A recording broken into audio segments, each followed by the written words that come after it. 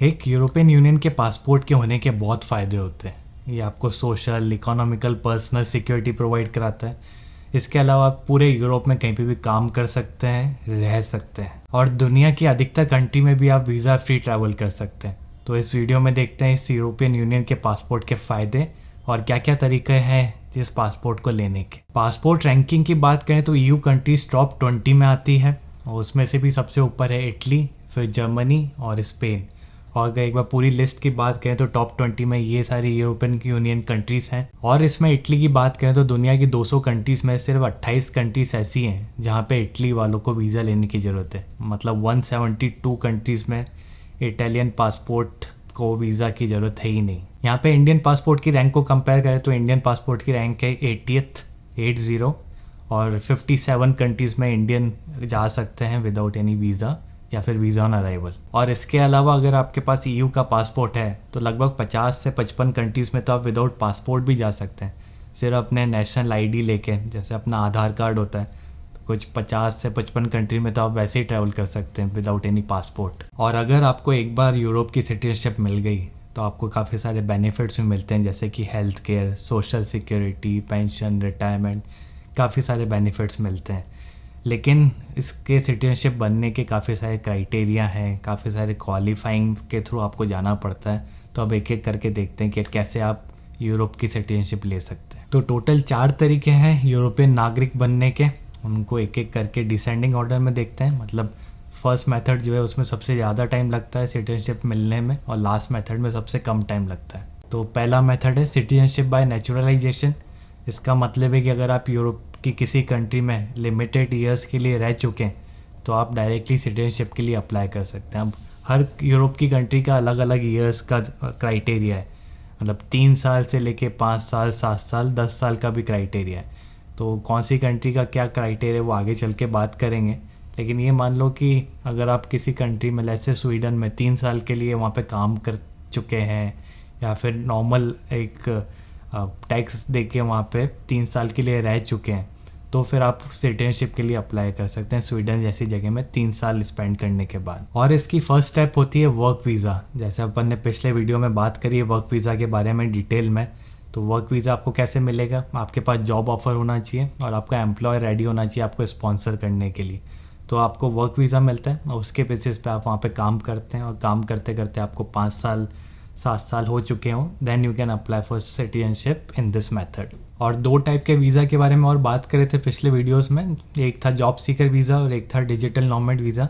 तो जब आप जॉब सीकर वीज़ा की ड्यूरेशन में वहाँ रहते हैं तो वो वाला पीरियड आपका काउंट नहीं होएगा। आपको नॉर्मली जॉब सीकर वीज़ा 1 साल के लिए मिलता है, और वो 1 साल आपको काउंट नहीं होगा जब आप टोटल 5 साल या जितने भी ईयर्स काउंट करेंगे।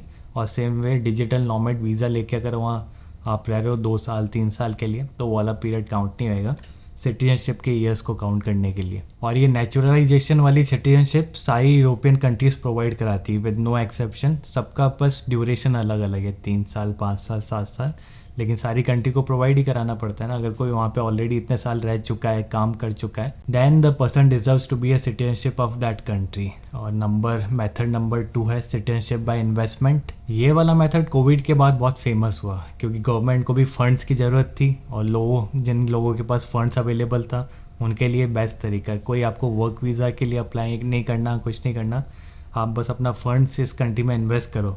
लगभग 3.5 करोड़ से 5 करोड़ एक अप्रॉक्स वैल्यू लेते हैं, वो उस कंट्री में इन्वेस्ट करो। अब वो अलग अलग कंट्री का अलग अलग क्राइटेरिया है। कोई बोलता है बिजनेस में इन्वेस्ट करो, कोई बोलता है यहाँ की प्रॉपर्टी लो।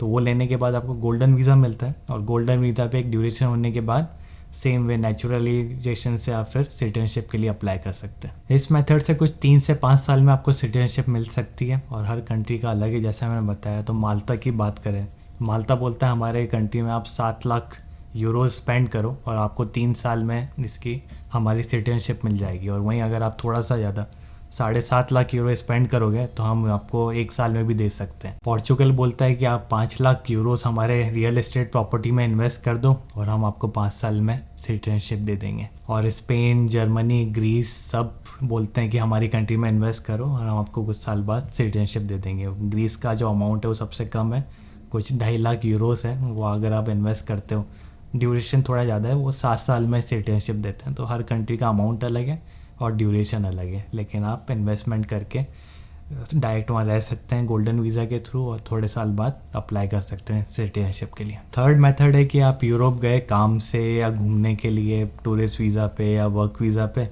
आपको वहाँ पे कोई मिला और आपको उससे प्यार हो गया। मतलब हो सकता है ना, यूरोप गए और प्यार हो गया और शादी हो गई। तो अगर आपका ये वाला केस है तो आप 3 साल में अप्लाई कर सकते हैं सिटीजनशिप के लिए। कंडीशन बस ये है कि आप इस केस में लैंग्वेज आपको आनी चाहिए उस कंट्री की जहाँ पे रहते हैं। अगर जर्मनी में प्यार हुआ है तो जर्मन सीख लो, वैसे भी वो आप लवर से बात करने के लिए सीखना ही पड़ेगा। तो वहीं अगर आप स्पेन में प्यार कर बैठते हैं तो स्पेनिश, फ्रांस में फ्रेंच, वो सब सीखना ज़रूरी है इस वाली सिटीजनशिप में अप्लाई करने के लिए। फोर्थ मेथड में आपको 1 साल में सिटीजनशिप मिल सकती है यूरोप की, और ये मेथड है कि आप अगर आपके पेरेंट्स, ग्रैंड पेरेंट्स वहाँ के यूरोपियन यूनियन के सिटीजन हैं ऑलरेडी, तो एज अ चाइल्ड उनके बच्चे के तौर पे आप उनके बेसिस पे अप्लाई कर सकते हैं सिटीजनशिप। उसमें आपको कई सारे डॉक्यूमेंट्स प्रोवाइड करने पड़ते हैं, फ़ीस भी लगती है इसकी कुछ 1,000 यूरो। लेकिन फास्टेस्ट मेथड ये है कि आप मेरे ख्याल से 3 महीने से लेके 1 साल में आपकी सिटीजनशिप मिल जाती है। तो ये कोई 4 तरीके हैं सिटीजनशिप लेने का यूरोप की। और डेटा की बात करें तो Indians mostly method number 1 use करते हैं। वर्क वीज़ा के बेसिस पे यूरोप में काम करते हैं 5 साल के लिए और फिर अप्लाई करते हैं सिटीजनशिप के लिए, और काफ़ी इंडियंस को इसका लाभ भी मिला है। और लाभ की बात करें तो बहुत बेनिफिट्स हैं इस सिटीजनशिप होने के। आप ईयू के मैटर्स में वोट कर सकते हैं, आपको हेल्थ केयर का बेनिफिट मिलता है, यूरोप की किसी भी यूरोपियन यूनियन की कंट्री में काम कर सकते हैं, रह सकते हैं, पढ़ सकते हैं।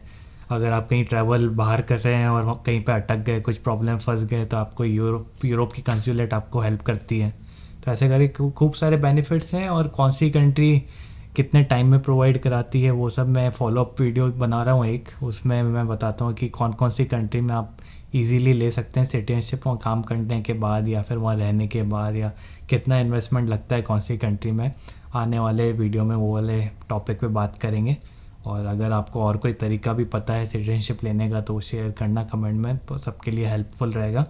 और मिलते हैं फिर अगले वीडियो में, जो होगा कि कौन सी कंट्री कितने टाइम में प्रोवाइड कराती है सिटीजनशिप, उसके बारे में मिलते हैं फिर अगले वीडियो में।